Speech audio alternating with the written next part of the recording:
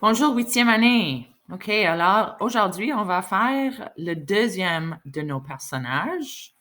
Le deuxième de nos personnages, comme ça dit ici, c'est les Espagnols. Les Espagnols, on vient d'apprendre à propos des Aztèques. Maintenant, on va apprendre à propos des Espagnols en plus de détails qu'on a fait avec la Renaissance.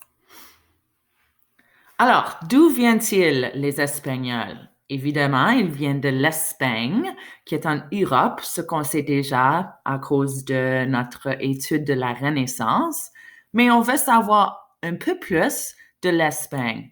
Alors, pour commencer, la géographie de l'Espagne est très, très montagneuse. Alors, on sait que les montagnes, ça peut servir comme la protection, mais dans ce cas ici, l'Espagne avec les montagnes, ça a séparé l'Espagne de la reste de l'Europe.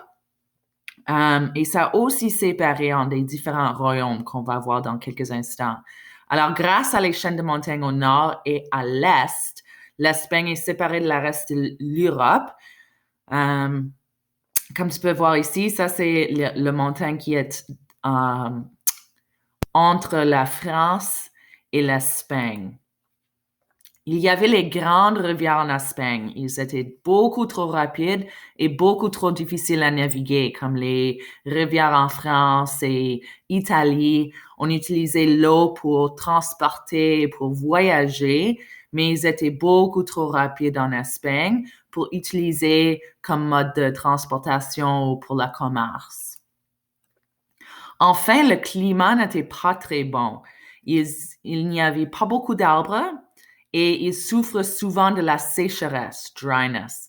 Alors, c'était pas vraiment un bon endroit d'être pour l'agricole, pour le commerce. Alors, c'était pas vraiment un endroit de désir pendant la Renaissance à cause que il y avait beaucoup de défis là. Alors, vous voyez ici, cette carte ici nous montre, toutes ceci sont des montagnes. Alors, il y avait plein de montagnes partout en Europe. Ils étaient des montagnes beaucoup trop difficiles à surmonter, à dépasser. Cette montagne ici, c'était entre la France et l'Espagne, comme je vous ai montré dans la dernière. Ici sont des rivières. Ça n'aide pas beaucoup les peuples d'Espagne de passer à un parti de l'autre à cause que c'est simplement en avant des montagnes. Alors, ça n'aide pas beaucoup d'avoir les pièces d'eau là. Alors, on voit les montagnes, on voit les rivières. Alors maintenant, j'aimerais juste toucher un peu sur la Reconquista et la formation de la vision du monde espagnol. Alors, le territoire qui est l'Espagne et le Portugal aujourd'hui n'était pas toujours comme ceci. Alors, aujourd'hui, on voit le Portugal, c'est pas mal tout ici, mais à ce temps-là, on avait le royaume du Portugal, on avait le royaume de Castillon, le royaume de Navarre, le royaume d'Aragon, le comité de Barcelone. On sait le capitale d'Espagne aujourd'hui, c'est Barcelona, Barcelone, ça vient d'ici. Puis toute cette partie ici qui est en jaune, c'était contrôlé par ce qu'on appelle les Maures. Les Maures, c'était les musulmans et les Juifs. Et d'un point historique, ils venaient tout à fait de l'Afrique et venaient prendre pris contrôle de ceci. Alors, les Espagnols catholiques étaient les royaumes au nord de la carte. Alors, c'était pas mal simplement cette partie ici qui était les Espagnols catholiques. Alors, qu'est-ce que la Reconquista veut dire? C'est un mot portugais-espagnol que en français veut dire reconquête ou en anglais reconquer. Alors, c'est le temps, la période de temps où les Espagnols voulaient reprendre leur terre. Alors, les royaumes espagnols ont travaillé ensemble, tous les royaumes espagnols qui étaient partout ici, pour reprendre leur territoire dans le nom de Dieu et Espagne. Alors, ils voulaient reprendre cet territoire ici qui était pris par les musulmans et les juifs. Dans la carte, le seul territoire musulman ou juif est le royaume de Grenade, qui va éventuellement être repris par les conquistadors. Alors, le seul territoire après la Reconquista qui reste, c'est cette partie ici de Grenade. Et avant, il contrôlait tout ceci. OK?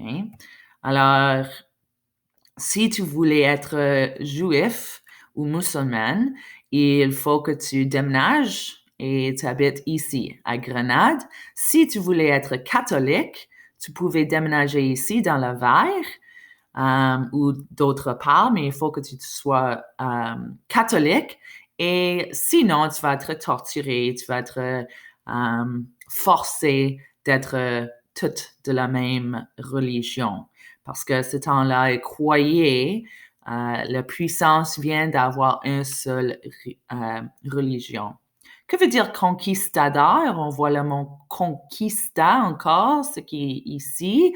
Alors, les conquistadors, c'était les soldats qui bataillaient dans le nom de Dieu et l'Espagne pour faire la reconquête. Alors, on a appris dans l'unité de la Renaissance, le roi Ferdinand et la reine Isabelle croyaient que pour que le royaume soit le plus fort possible, tous les citoyens doivent pratiquer la même religion.